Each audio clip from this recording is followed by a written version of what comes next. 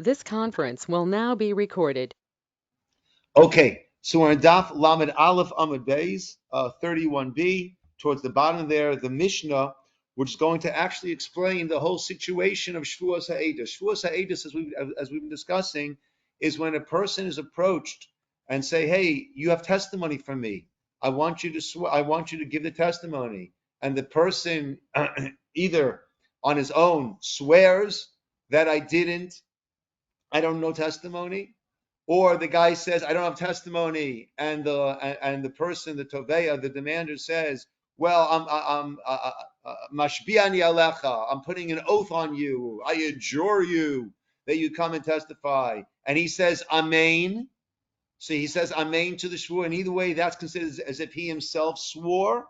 Or in court, he just denies it. He says, "I don't have testimony for you."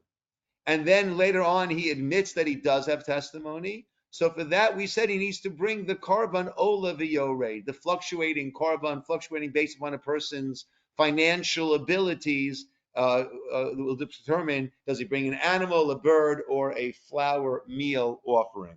Now, yesterday, Ray had brought up, let's say you're only one witness. So that's actually, and I was incorrect yesterday. I said that he will be liable, right? But that's actually, we're going to see, that's going to be discussed in today's Mishnah and debated in the Gemara. Is a person liable if he's only one witness? Because one witness in a case in a case of an isur, of a prohibition, so one witness can't do anything. And in a monetary case, one person also cannot obligate in money a person to pay, but can obligate the person to swear. So we'll see what the story is when we come to that, when we come to one witness. Let's begin the Mishnah. Shavuos ha'edus ketzad. The shavua, the oath about testimony, for which if a person lies and then admits he needs to bring a certain korban, ketzad, how is it? What is the scenario that leads to that? Amar l'shnayim, a person said to two witnesses, Bo'u v'ha'iduni, come and testify for me. And the guy says, Shavua she'ein anu yodin lecha edus. We swear we don't know any testimony for you.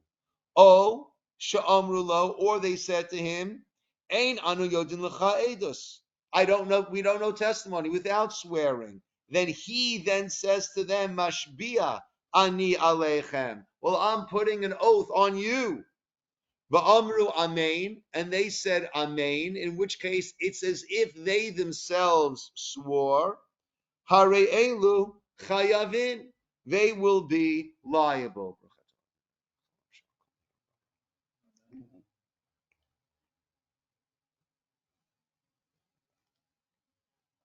Now, in fact, according to the Chachamim, the Rabbanan that we learned about yesterday, they say that all of this is only in the Beit Din. Even if he himself swears outside of the Beit Din, he's not liable. He's only liable to bring the sacrifice if it took place in the Beit Din. Well, if it's in the Beit Din, if he denies it, even if he doesn't say Amen, his simple denial would also be the case. And the Tosafot says that, yes, that case, right, the Mishnah chose the shortest case.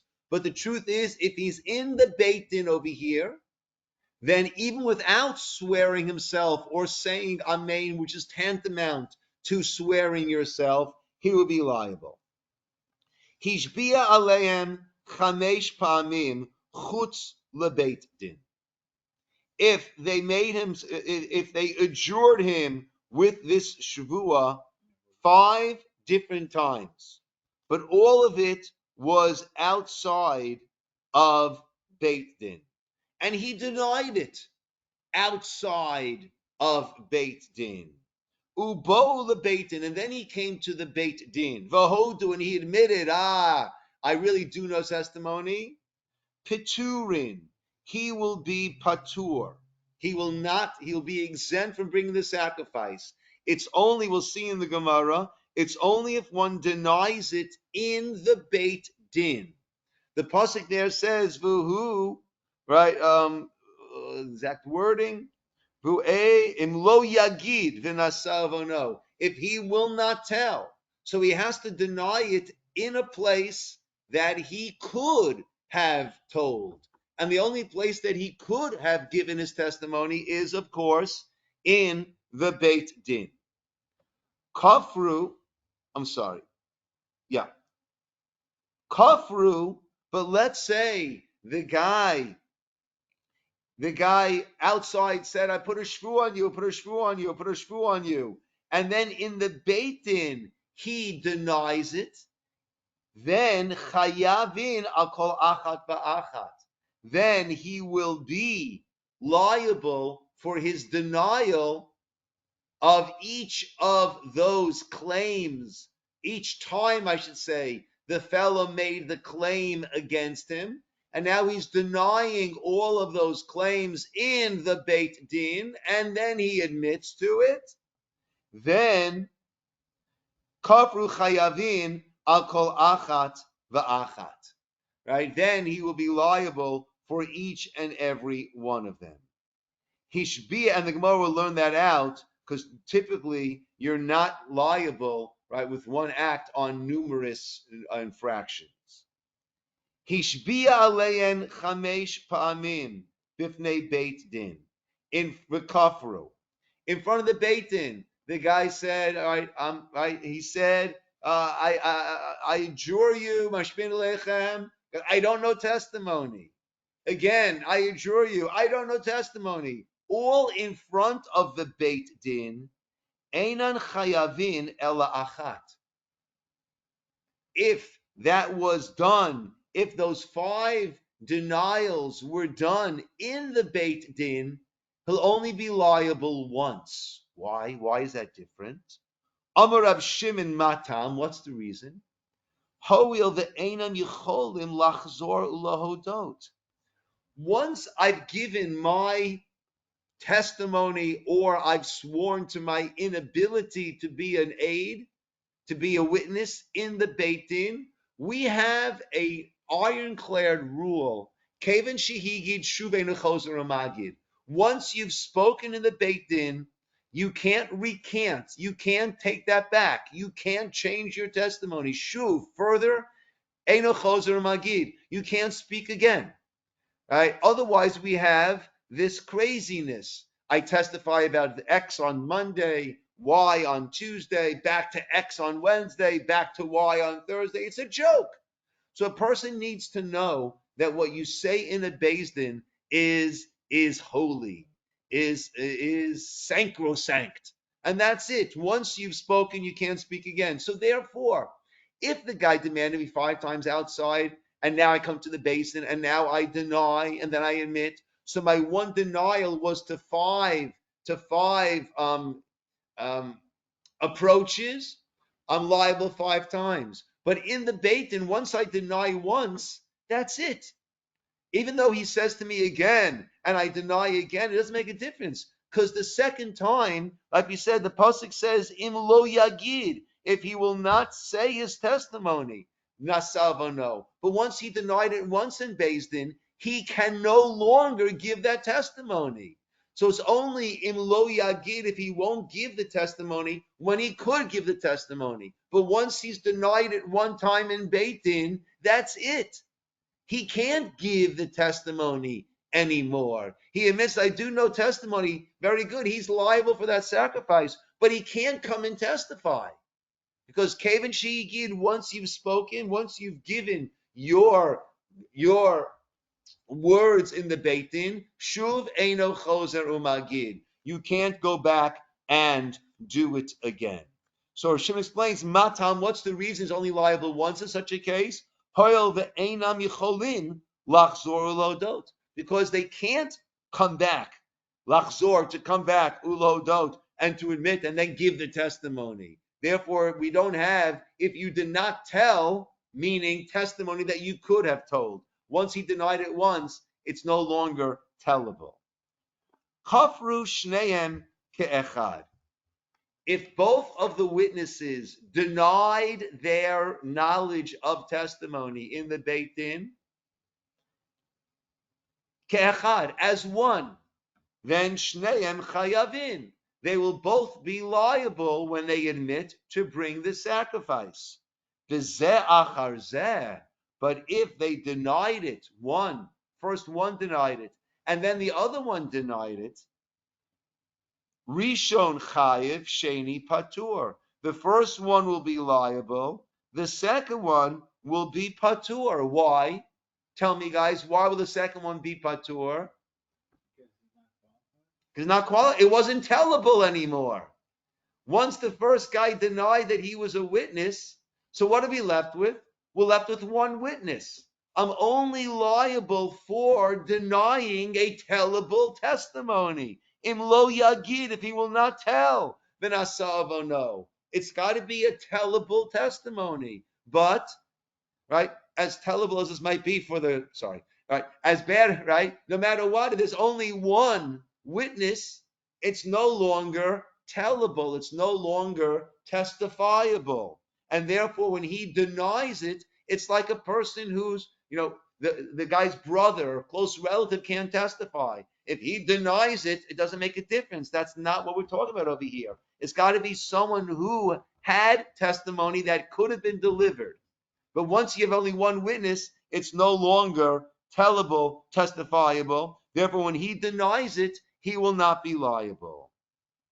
Kafar echad, if one denied it, v'hodeh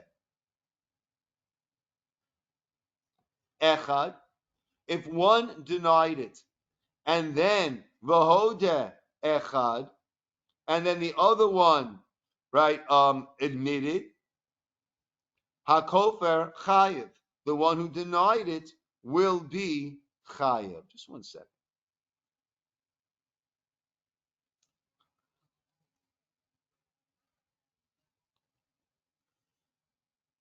Okay, if one denied it and then the other one admits, I've got testimony, then the kofar we see had tellable testimony, and therefore the kofar will be liable. Hayushtei kite edim. Let's say it's not two people, but rather it's two groups of witnesses, 2 and 2. Kafar rishona. If the first group denied their knowledge of it, the achakach, and then kafra shniya, and then the second group denied its knowledge of it, shtei and chayavot. This is not similar to two witnesses where one denied and then the other denied. There, the first one is liable, the second one is not. Why was the second one not liable? Because he had nothing to tell. It wasn't tellable. He was the only one witness. But when it's two groups, and the first group denied it, and then the second group denied it, the second group was tellable testimony. And now when they denied it, they will also be liable for their denial. Shtein chayavot. Even though the first group denied their knowledge, okay, so they're out. Now, second group is in. Had they told their testimony, then it would have been impactful. It would have been accepted. They denied that they knew testimony and then admitted that they do know. So then they also will be chayiv because they denied tellable testimony. Everybody good? Scott, were you raising your hand a second ago? No, we're all good. Okay. That's the Mishnah.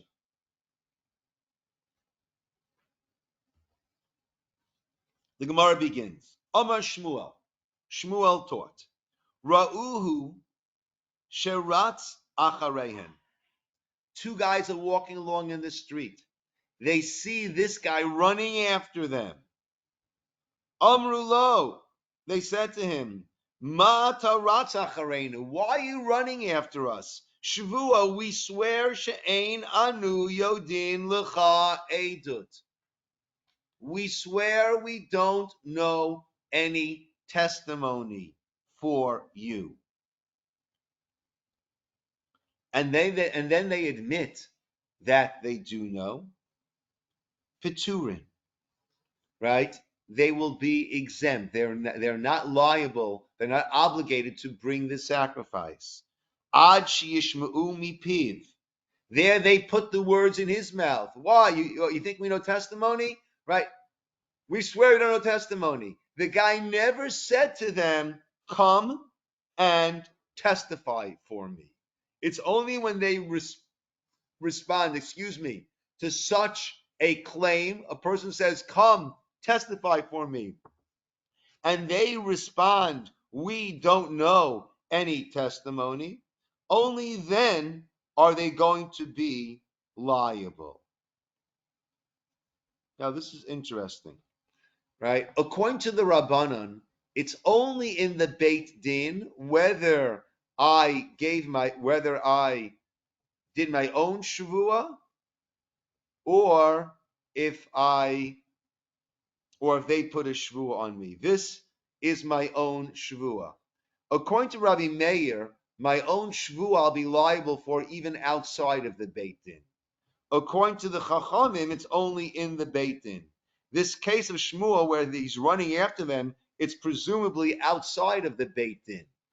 So it would seem that this is only an issue according to Rabbi Meir.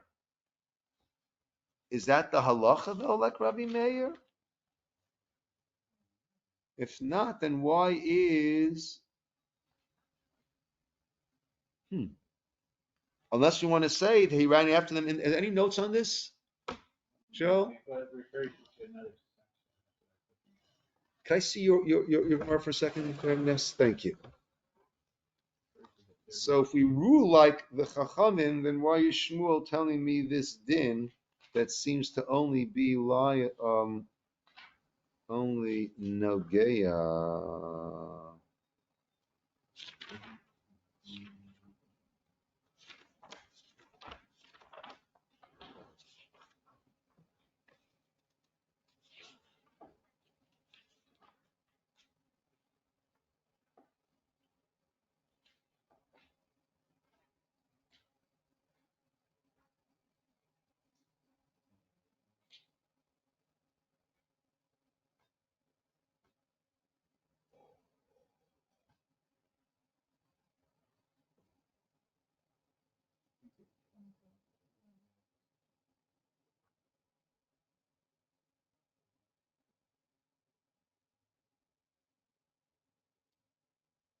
Let's see as we go along. I'm not sure. All right, what's bothering me is that this is presumably it would seem it's taking place outside of the Beit Din.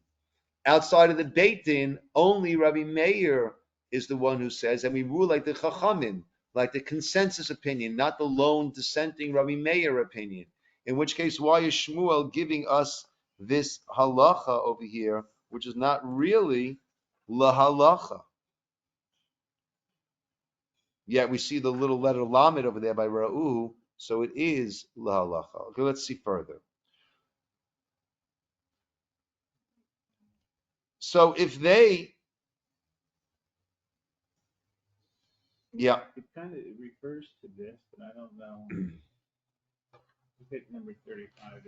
It's in the next section, but I think it refers to 35 on this page. No, so it's something else. Yeah, we'll see. Okay, the Gemara asks, my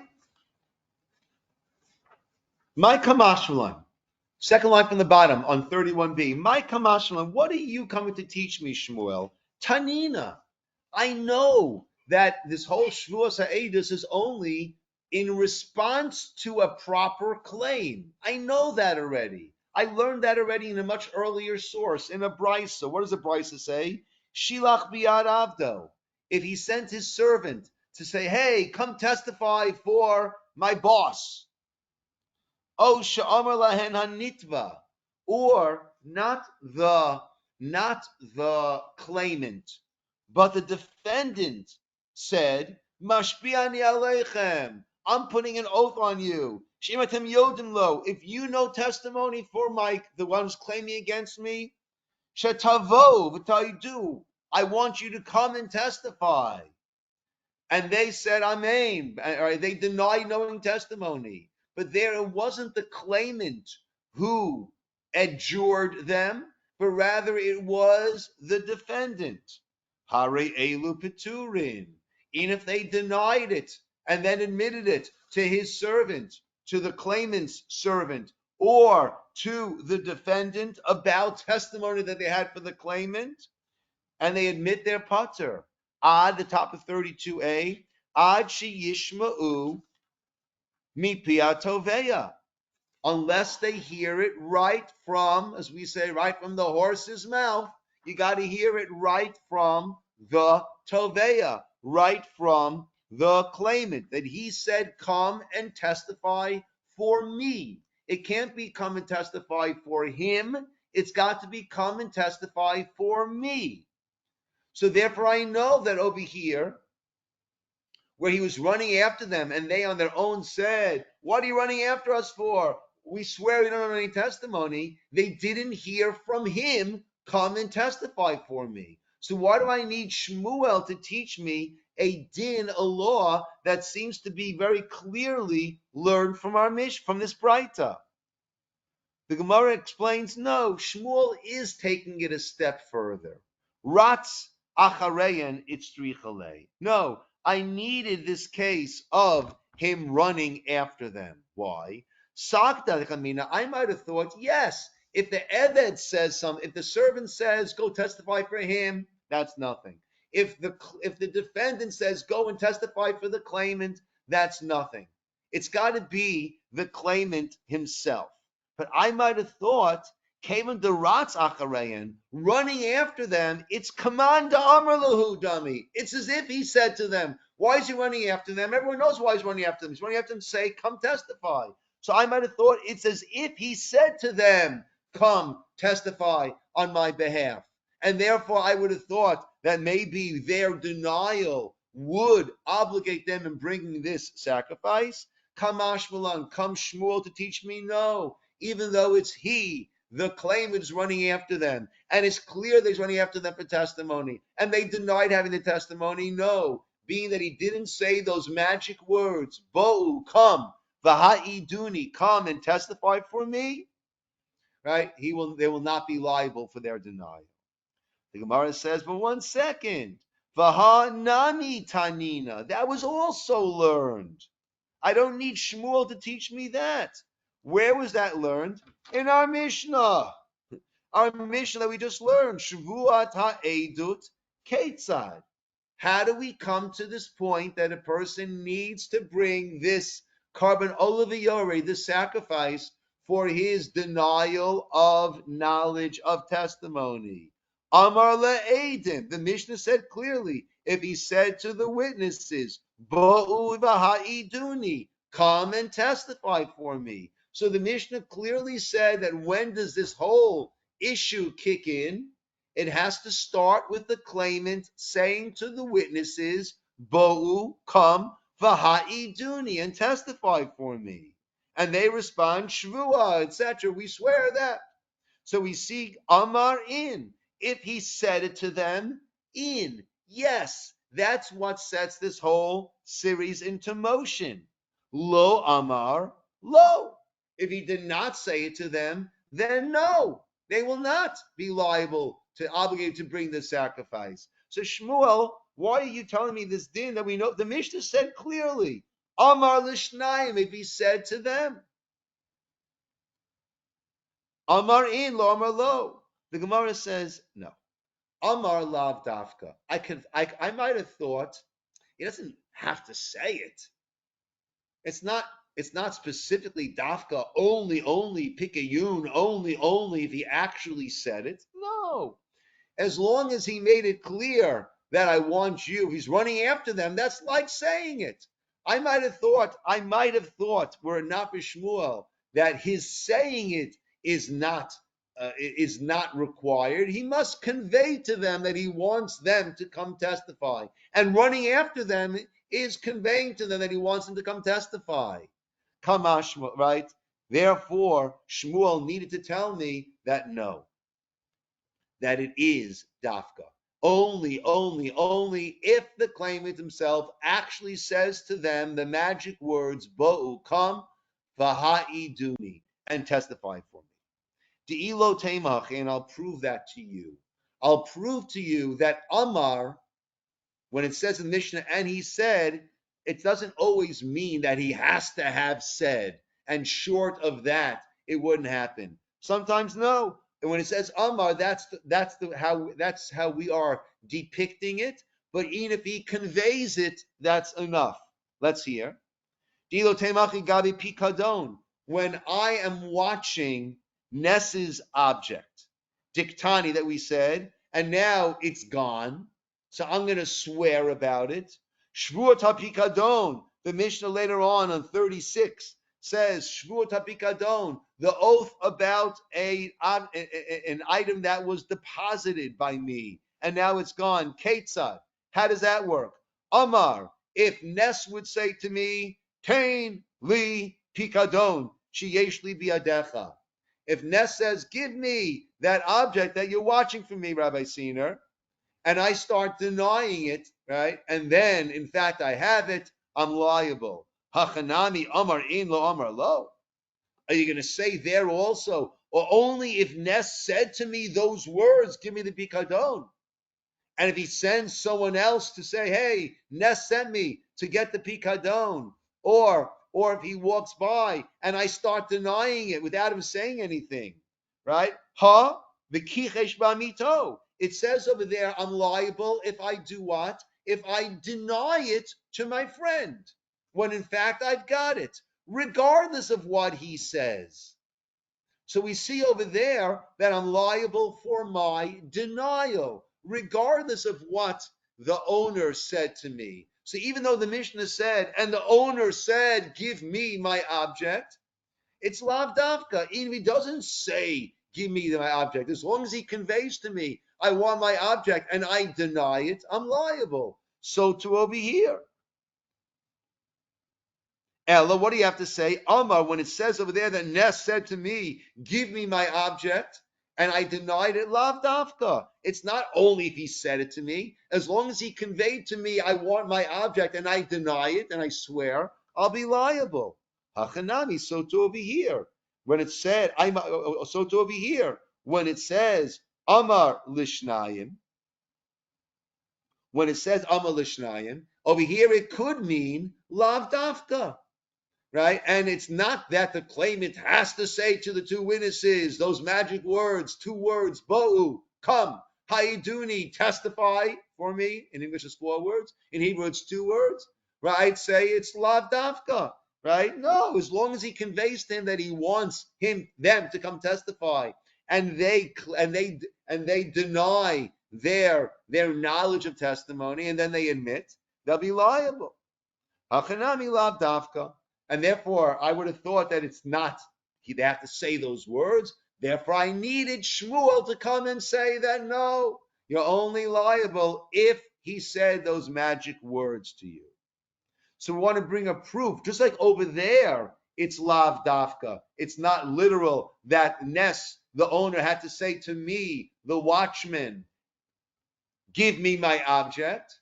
So to over here, I could have understood that the claimant does not have to say those words, come testify, but rather, as long as they convey, that's enough. The Gemara says, no, that's the wrong way of looking at this. Hi, this, my, what is this? If we'll say over here, Amar is dafka, is specific, Tanahasam atuhacha, then why did it say in that case, and the claimant and the owner Ness said to me, why did it say, and he said, oh, because we wanted to have a certain symmetry in our Mishnayot. So since over here it needed to say Amar, over there also it said Amar to keep things consistent, keeping in mind that all this was being memorized. So the more consistently each Mishnah flows, the easier it is to be memorized. Ella, Iamarta, lo. But if you're going to say, lo amar da'asam dafka, lo amar da'acha dafka, amar lama li lemisnaye. But if you want to say, no, over there, Ness doesn't have to say it. And over here, the claimant doesn't have to say, come testify. There, Ness doesn't have to say, give me my object. And here, the claimant doesn't need to say, come testify. Amar lamali. So why is the Mishnah including this clause at all? right? Why are we learning it? Therefore, it must be, I don't need Shmuel. It must be clear that this case is Dafka, and only if they said it. The Gemara says no. Dilma orcha de milsa kamashmalan. Without Shmuel, I could have thought neither one is Dafka. Neither the claimant has to say to me, come testify. As long as I know he wants me to testify and I deny it, I'm liable. Ness does not need to say to me, give me my object. As long as I know he wants the object and I deny it, I'll be liable. So why did it say, and he said, and Ness said, or the claimant said, orcha de milsa nakat kamashmalan. It's coming to teach me that's the normal way it happens. We're not saying it's only through that, but that's the norm. If I want to paint the scenario, I'm going to paint the normal scenario. And that is the normal scenario, that the owner comes to the watchman and says, can I please have my object? That the claimant says to the witnesses, please come and testify on my behalf. Tanya Kavase de Shmuel. Now we have a Braita that supports Shmuel. Let's hear. Just 1 second.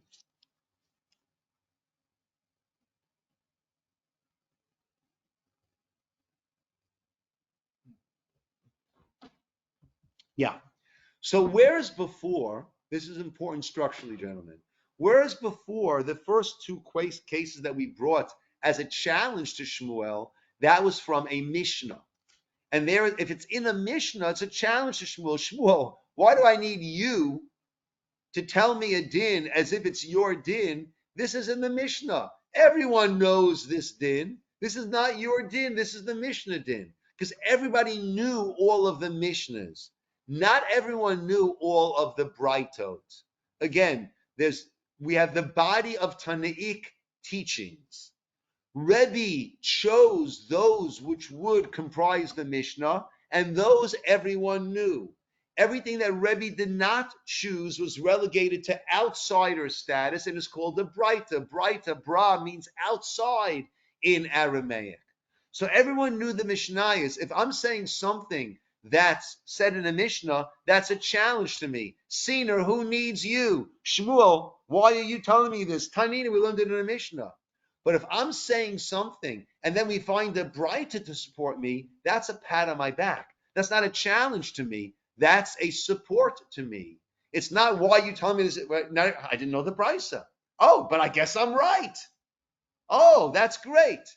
So whereas if it's in a Mishnah, it's a challenge to me. Why are you telling me the obvious if it's not in the Mishnah or it's not clear from a Mishnah? But then we find a Braita that's in accordance with what I said. That is a support to me as opposed to a challenge to me.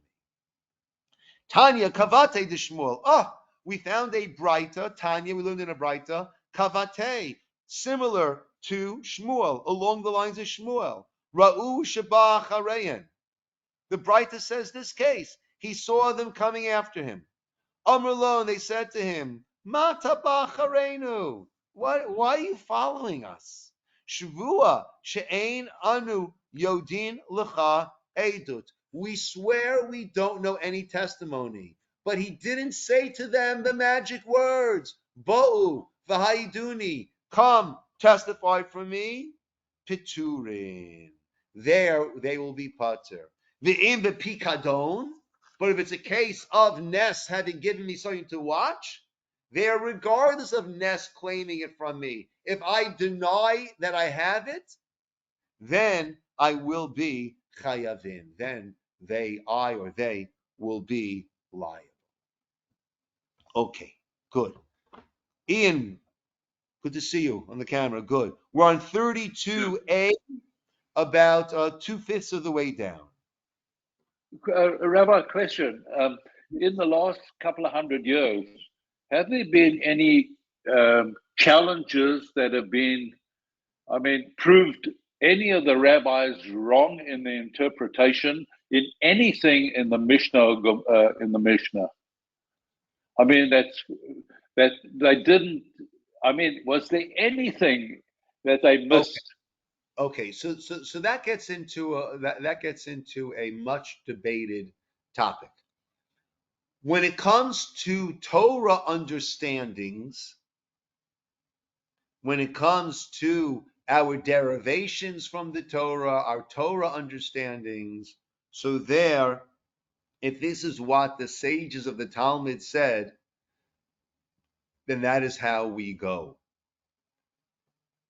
When it comes to the sages of the Talmud discussing science, discussing medicine, discussing healing, so there is a range of views. Some take a very, very what's the term? Rigid. That's what I'm looking for. Some take a view Strict. that says, look, anything they said is Ruach HaKodesh. Anything they said was said with divine spirit, divine inspiration. And either science is wrong, present day medicine is wrong, or things have changed, but that's how it used to be, right? A very fundamentalist approach. On the other end of the spectrum, you've got those who say, look, they were just ruling in accordance with what science and medicine said at the time. The same way that our poskim 2 years ago were ruling about COVID and the vaccine based on what the best science knew, right? And maybe we'll find out 30 years from now that, right, we should have gotten 6 boosters. And why the rabbis only say to get the 2? Or they'll say we shouldn't have gotten any shots. Why do the rabbis say we should have gotten the shot and the booster? What can we do? Right? The rabbis were just ruling, giving their halachic rulings based on the best science that we were able to access in the year 2020, even though we might be laughing at that science in the year 2070. So too the sages were not necessarily doctors or astronomers, right? They were or scientists. So that's the other end of the spectrum. And then you have those in the middle that it'll depend on the situation. And sometimes they might have given a reason based on science, but that wasn't their only reason. Therefore, we still need to adhere to their ruling. It is very interesting to note, right? We know that in the early 1900s, maybe it's the 1800s, probably 1800s, 1800s, I think, when they were doing surgery, right? When they were doing surgery, it was murder, basically, because they didn't know about bacteria. They didn't know about sterility, making sure everything was clean and sterile. And they'd open someone up to do something, and then the person would have an infection, the person would die, right? Until they realized, and this was a relatively new innovation. Yet the Gemara talks about that there were that any pigs or certain type of donkey or not donkey, a horse that would come out of Egypt, it would only come out of Egypt once they had removed one of the internal organs to make sure that it would not be able to propagate, to have offspring. And that way they maintained their monopoly. So if they were doing that, then clearly they had some medicinal knowledge that got lost along the way, because we were killing one another with our surgeries until we understood about a sterile environment. So they were successfully doing that, right? And, in terms of preserving bodies, we know the ancient Egyptians, right? Well, they recently came across another mummy, I think they found, right? And they were able to, I forget, something in the news, right? And they're able to, I don't know, with ultrasound, right, to see that the body's intact, right? It's thousands of years, right? They clearly knew some things that have been forgotten, right? So we shouldn't look with such haughtiness at those earlier generations. So maybe also in terms of some of the things that Chazal said, right? Yeah, that used to work, right? And but how does that work? There's no antibiotics. Yeah, right. But it was a different world, and they had a lot of knowledge, which clearly became lost over time. Rabbi, I wanted to piggyback on Ian's question, if I may. Mm-hmm. You said that this is what Chazal knew at that time. They were not scientists, astronomers, etc., etc. One end of the spectrum. Right. But if we know today, 100% sure that some of their rulings were wrong and need to be changed, but they haven't been changed, what do you do with that? We know for sure. I can give you a couple examples. We know that the time by the milliseconds. So adding a second day for the holidays, that's one example. Hold on. Rabbanan. That's a poor example. I'll come back. Yes. And then chicken and dairy, that's Rabbanan as well. We know for sure what's meat and not meat. Chicken, you're allowed to, technically, chicken and dairy is allowed by the Torah. But the Rabbanan said, no, let's not confuse. So if we know for sure today, I'm sorry, it's deviating from the topic. No, not at all. So I'm going to disagree with your two examples, but give you another example. Okay? Your two examples was about the second day of Yom Tov, right? Mm-hmm. And that the Gemara says clearly, even though we know now, the Gemara, in the time of the Gemara already, they weren't doing it based on the new moon. The start of the month was not based on testimony, but rather it was based upon calendar. So they knew exactly. So in Chutz La'aretz, outside of Israel, we also know. It's not that we didn't know the witnesses hadn't come, or the witnesses came and word hadn't gotten to us. But nevertheless, the Gemara says, Minag Avoteinu Bi'adeinu. We have to continue with the minhag of that which they had, that we have to continue with, even when we know which day it is, as it is today.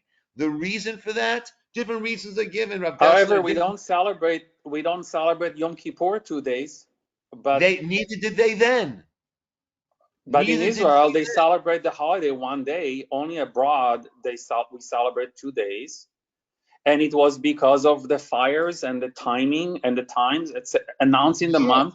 Yes, and the Gemara says, even when we know, Minhag Avoteinu Bi'adeinu. Yom Kippur was never celebrated as 2 days. So that's not the Minhag Avoteinu. That's not the custom of our fathers that we're maintaining. But Rosh Hashanah was 2 days, even in Israel, and it still is 2 days in Israel, even today. And Yom Kippur, and Sukkot, Pesach, and Shavuot, Shmini Atzeret, etc., are 2 days. The Gemara says that it's not that we're doing it because we don't know. The Gemara says even when we know, Minhag Avoteinu Bi'adeinu, we maintain that minhag.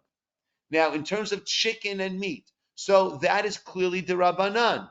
Chicken and milk, that's clearly rabbinic because it says in the milk of its mother.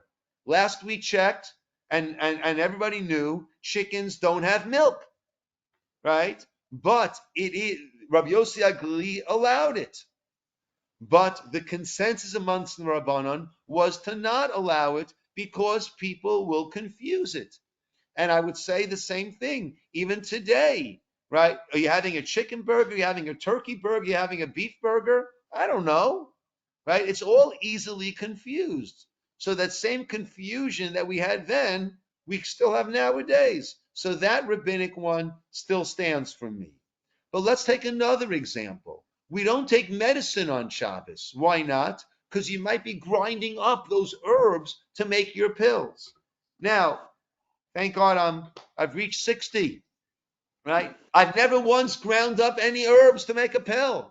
I've taken a few pills over the course of my lifetime. Thank God I'm healthy. But I've taken quite a few pills. I've never ground it up. So why do we maintain that now that we're in a world of pharmacies and we're not grinding up our own herbs? Right? So there, the approach is that once the sages, right? Sometimes a parent, right, will say something and give a reason. Is that necessarily the only reason? No. There might be other reasons. They gave this reason. So if that reason no longer applies, is it okay to do it? No. So that's how we view that many of these statements of Chazal. This is a reason they gave. We don't know. We don't take that to be the only reason.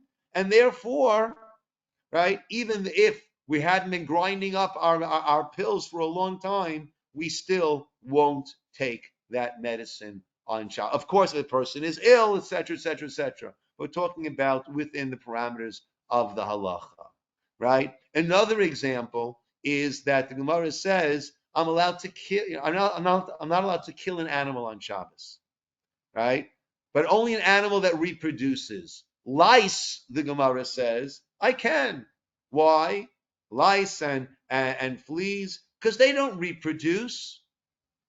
They are spontaneous regeneration, right? People would throw out some garbage, and within the next day, things were buzzing around in there. Wow, where'd that come from? Spontaneous regeneration. That's where it came from.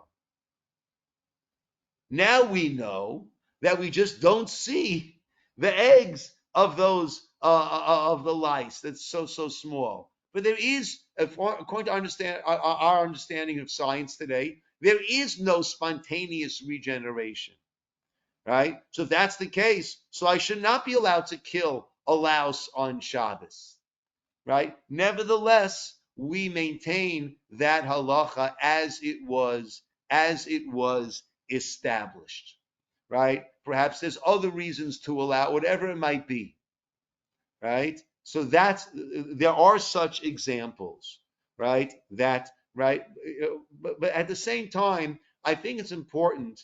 I've shared this before. My father, Lava Shalom, he knew that I really liked the Reader's Digest. Years and years ago, used to have a series. I am Joe's liver. I am Jane's uterus, and it'd be written right for the layman, but explaining the wonders of what those different parts of the body do. And my dad knew that I really enjoyed that series when it was in the Reader's Digest. They came out with a book of all of those articles. My dad got it when I was living in Israel and sent it to me in Israel. And reading it was very, very funny, because you read one article, when there was a few months in between each article, it didn't hit me as much. But here you're reading, talking about the small intestine, and then they'll come to the.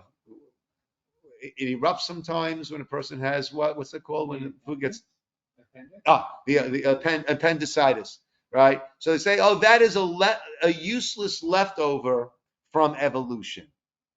And then in the very next article, they'll begin about the hypothalamus, right? And scientists used to think I was a useless leftover of evolution, but now they know that I control all of these hormones and this and that, and without me, this, that. So it always struck me that, in one article, this is a useless leftover from evolution. The next one, tongue in cheek, doctors, scientists used to think this is just a useless leftover. I thought to myself, the same way that we're laughing at what they thought about 50 years ago, of course, 50 years from now, they'll be laughing at what we know now. I took biology with my daughter a few summers ago, right? And it's been about, not quite 50, but about 40 plus years since I last took biology in ninth grade from my regents in New York. Right, ninth grade biology in 1976. Okay, and I said it's amazing how God has raised his game in the past 45 years. Right, all of a sudden biology, what's going on in the cell now? Right, we were clueless what's going on in the cell then. Now we know what's going on in the cell. But I love the fact that in the textbook they were talking about the mitochondria. And there's a certain gray area there of the mitochondria. They said scientists are now trying to understand exactly what this part of the mitochondria does. Right? So it's we shouldn't have this sense of, well, now we know for sure. our understanding is certainly improving and refining and moving forward, but there is no ketz, there is no end to the niflaot habori, to the wonders of the Creator as it manifests itself in this world that He created. Okay, that was a good side topic. Thank you, Ian. Okay, guys, we'll call it over here. A good day, Thank everybody. you. See you all. Good day. See you in the morning. Thank you, Ness.